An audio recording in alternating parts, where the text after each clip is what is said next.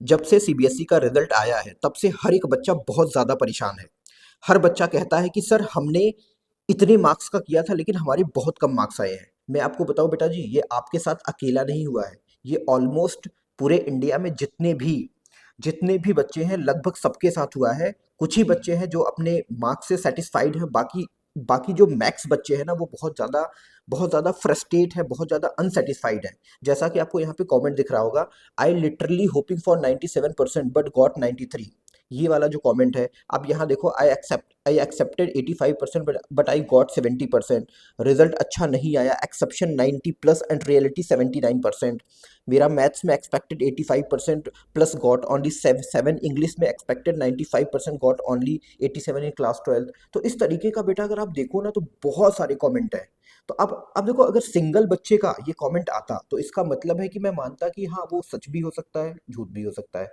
But इतने सारे बच्चों का अगर एक साथ इस टाइप के कमेंट आ रहे हैं, इसका मतलब कुछ तो ग्लिच है। तो मैं आपको बताऊं, मैंने कुछ आरएनडी करी है, उस आरएनडी के बना पे मैं आपको बता सकता हूं कि ये रिजल्ट जो है आपका खराब क्यों आया है।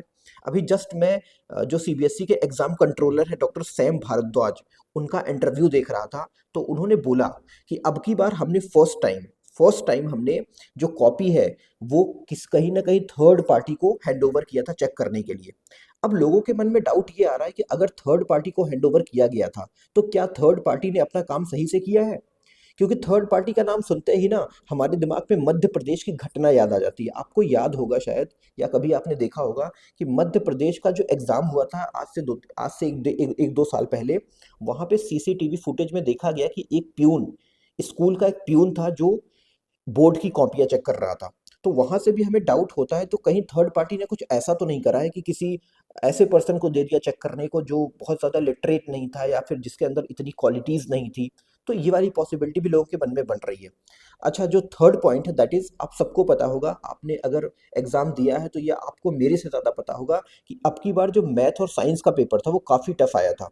और जब ये पेपर टफ आया था तो उस टाइम पे जो सीबीएसई के एग्जाम कंट्रोलर थे डॉक्टर सैम भारद्वाज, या फिर आप बोल सकते हो सीबीएसई ने एक्सेप्ट किया था कि हाँ, अगर मैथ और साइंस का पेपर टफ आया है तो इसके ऊपर हम लाइट हैंड चलाएंगे। लाइट हैंड का मतलब है कि बहुत सिंपल वे में कॉपी चेक करेंगे, ताकि अगर इन सब्जेक्ट्स में बच्चों के मार्क्स जो है वो कम हो रहे हैं ना, तो कहीं ना कहीं हम उसको इंक्रीज करेंगे। राइट। अच्छा, फोर्थ पॉइंट क्या था?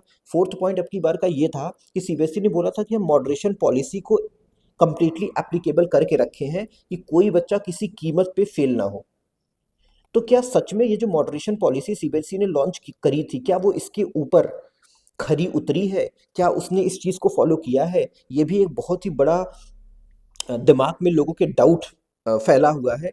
तो ये चारों पॉइंट ऐसे हैं, मे भी पॉसिबिलिटी बन रही है कि इन चारों पॉइंट के थ्रू आपका रिजल्ट खराब हुआ है। बट डॉक्टर सैम भारद्वाज ने हमें बोला है कि अगर ऐसा कुछ भी हुआ होगा तो इसके ऊपर हम कुछ ना कुछ एक्शन लेंगे। तो आपको बिल्कुल परेशान नहीं होना है, मैं आपको बता रहा हूँ, ठीक है। और एक बच्चे ने तो यहाँ तक कमेंट कर दिया था कि क्या ये सारे एक्सपेरिमेंट 25 में ही करने थे।